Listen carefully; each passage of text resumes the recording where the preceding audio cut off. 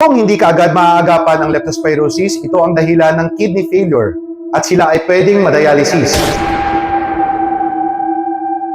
Ang leptospirosis ay galing sa bakterya na Leptospira ng infected na mga hayop katulad ng daga. Ang Leptospira ay nakakapasok sa katawan ng tao kung ito ay may galos o sugat.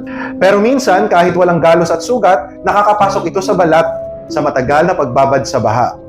Mga simptomas ng leptospirosis: lagnat, pananakit ng tiyan, paninilaw ng kulay ng balat, pamumula ng mata, hirap sa pag-ihi, hirap sa paghinga at pagtatae. Hindi kaagad lalabas ang simptomas ng leptospirosis dahil ang incubation period nito ay 2 to 28 days.